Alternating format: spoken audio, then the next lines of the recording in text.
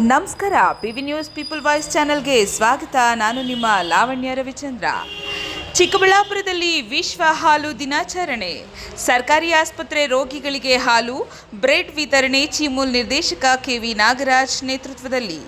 ಹಾಲು ಆರೋಗ್ಯದ ಮೂಲಾಧಾರ. ದೇಹಕ್ಕೆ ಅಗತ್ಯವಾದ ಪೌಷ್ಟಿಕಾಂಶಗಳನ್ನು ಒದಗಿಸುವ ಹಾಲು ಪ್ರತಿಯೊಬ್ಬರ ಜೀವನದ ಅವಿಭಾಜ್ಯ ಅಂಗವಾಗಿದೆ. ಹಾಲಿನ ಮಹತ್ವದ ಬಗ್ಗೆ ಜನರಲ್ಲಿ ಅರಿವು ಮೂಡಿಸುವ ಉದ್ದೇಶದಿಂದ ವಿಶ್ವದಾದ್ಯಂತ ಜೂನ್ 1ರಂದು ವಿಶ್ವ ಹಾಲು ದಿನವನ್ನು ಆಚರಿಸಲಾಗುತ್ತದೆ. ಅದರಂತೆ ಚಿಕ್ಕಬಳ್ಳಾಪುರದಲ್ಲಿಯೂ ವಿಶ್ವ ಹಾಲು ದಿನವನ್ನು ವಿಶೇಷವಾಗಿ ಆಚರಿಸಲಾಯಿತು. ಚಿಮೂಲ್ ನಿರ್ದೇಶಕ ಕೆವಿ ನಾಗರಾಜ್ ಅವರ ನೇತೃತ್ವದಲ್ಲಿ ಜಿಲ್ಲಾ ಆಸ್ಪತ್ರೆ ಹಾಗೂ ತಾಯಿ ಮಕ್ಕಳ ಆಸ್ಪತ್ರೆಯ ಒಳರೋಗಿಗಳಿಗೆ ಹಾಲು, ಬ್ರೆಡ್ ಹಾಗೂ ನ್ಯೂಟ್ರಿನ್ ಪಾನೀಯ ವಿತರಿಸಲಾಯಿತು. ಈ ಸಂದರ್ಭದಲ್ಲಿ ಮಾತನಾಡಿದ ಕೆವಿ ನಾಗರಾಜ್ ಅವರು, ಚಿಮೂಲ್ ಪ್ರತ್ಯೇಕವಾದ ನಂತರ ಆಚರಿಸುತ್ತಿರುವ ಮೊದಲ ವಿಶ್ವ ಹಾಲು ದಿನ ಇದಾಗಿದೆ. ಆಸ್ಪತ್ರೆಗಳ ಜೊತೆಗೆ ಸರ್ಕಾರಿ ಶಾಲೆಗಳ ಮಕ್ಕಳಿಗೂ ಹಾಲು ವಿತರಣೆ ಮಾಡಲಾಗುತ್ತಿದೆ ಎಂದರು. ಹಾಲು ಆರೋಗ್ಯವರ್ಧಕ ಆಹಾರವಾಗಿದ್ದು, ರೈತರು ತಾವು ಉತ್ಪಾದಿಸುವ ಹಾಲಿನ ಒಂದು ಭಾಗವನ್ನು ತಮ್ಮ ಕುಟುಂಬದ ಸದಸ್ಯರು ಹಾಗೂ ಮಕ್ಕಳ ಆರೋಗ್ಯಕ್ಕಾಗಿ ಬಳಸಿಕೊಳ್ಳಬೇಕು. ಹಾಲಿನ ಸೇವನೆಯಿಂದ ಆರೋಗ್ಯ ಉತ್ತಮವಾಗಿರುತ್ತದೆ ಎಂದು ಅವರು ಹೇಳಿದರು. ಇದೇ ವೇಳೆ ರೈತರು ಕೃಷಿಯ ಜೊತೆಗೆ ಹೈನುಗಾರಿಕೆಯನ್ನು ಅಳವಡಿಸಿಕೊಂಡರೆ ಆರ್ಥಿಕವಾಗಿ ಮತ್ತಷ್ಟು ಸಬಲರಾಗಲು ಸಾಧ್ಯವಾಗುತ್ತದೆ ಎಂದು ಸಲಹೆ ನೀಡಿದರು. ಹೈನುಗಾರಿಕೆಯಲ್ಲಿ ತೊಡಗಿರುವ ರೈತರಿಗೆ ರಾಸುಗಳ ವಿಮೆಯ ಮಹತ್ವದ ಕುರಿತು ಮಾಹಿತಿ ನೀಡಿದ ಅವರು, ರಾಸುಗಳಿಗೆ ವಿಮೆ ಮಾಡಿಸಿದರೆ ಸಂಭವನೀಯ ನಷ್ಟಗಳಿಂದ ರಕ್ಷಣೆ ಪಡೆಯಬಹುದು. ಚಿಮೂಲ್ ವತಿಯಿಂದ ವಿಮಾ ಕಂತಿನ 50% ಮೊತ್ತವನ್ನು ಭರಿಸಲಾಗುತ್ತಿದ್ದು, ಉಳಿದ ಮೊತ್ತವನ್ನು ಮಾತ್ರ ರೈತರು ಪಾವತಿಸಿದರೆ ಸಾಕು ಎಂದು ತಿಳಿಸಿದರು. ಈ ಕಾರ್ಯಕ್ರಮದ ಅಂಗವಾಗಿ ವಿವಿಧ ಕಾರಣಗಳಿಂದ ಮೃತಪಟ್ಟ ರಾಸುಗಳಿಗೆ ವಿಮಾ ಪರಿಹಾರ ಮಂಜೂರಾದ ರೈತರಿಗೆ ಚೆಕ್ಗಳನ್ನು ವಿತರಿಸುವ ಮೂಲಕ ಚಿಮೂಲ್ ನಿರ್ದೇಶಕ ಕೆವಿ ನಾಗರಾಜ್ ಅವರು ನೆರವು ನೀಡಿದರು.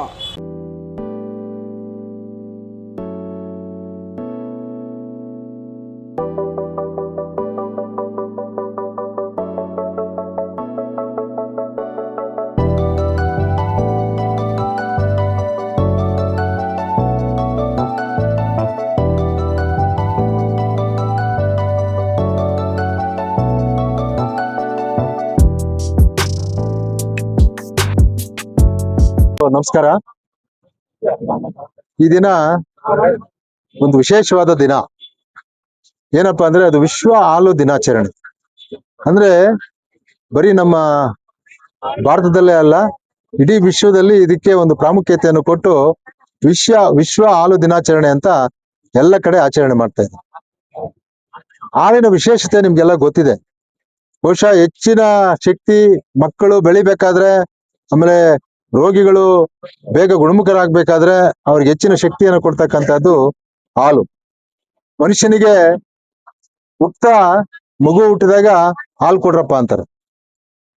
ನಾವು ಸಾಯುವಾಗ ಹೋಗೋವಾಗ ಕೂಡ ಹಾಲು ಹಾಕಿ ಅಂತಾರೆ. ಅಂದ್ರೆ ಹಾಲಿಗೆ ಅಮೃತ ಅಷ್ಟು ವಿಶಿಷ್ಟವಾದಂತ ಗುಣ ಇದೆ.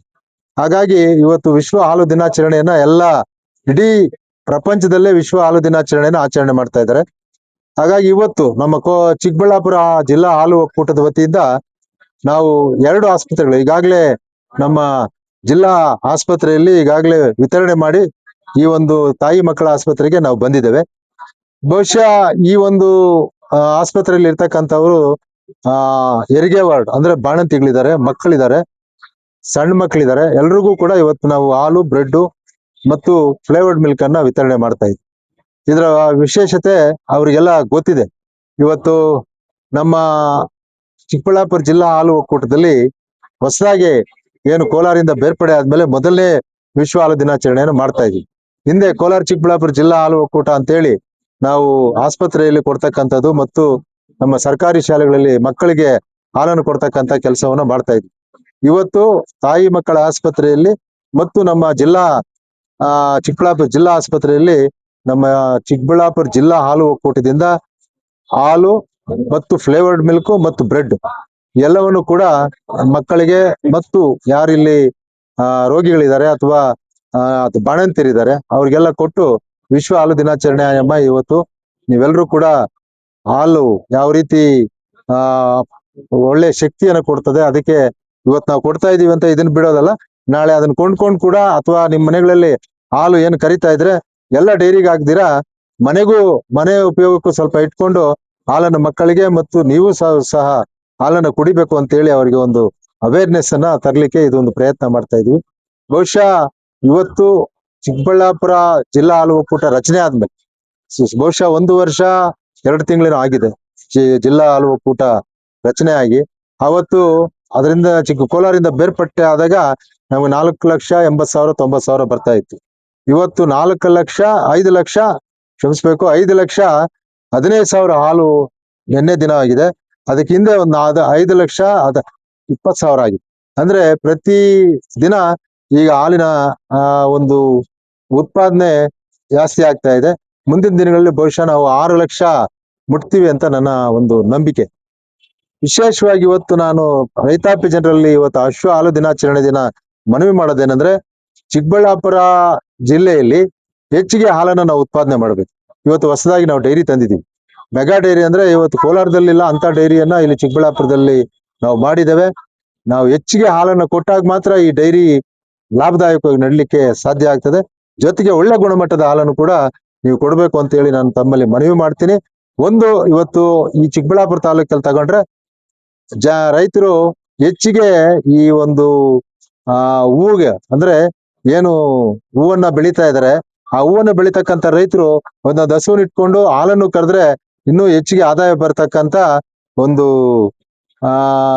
ಬರುತ್ತೆ. ಹಾಗಾಗಿ ತಾವೆಲ್ಲರೂ ಕೂಡ ಬರೀ ತರಕಾರಿ ಹೂವು ಬೆಳೆಯೋದಲ್ಲ, ಹಸುವನ್ನು ಇಟ್ಕೊಂಡು ಹಾಲನ್ನು ಕರೆದ್ರೆ ಇದು ನಿರ್ದಿಷ್ಟವಾದಂತ ಆದಾಯ.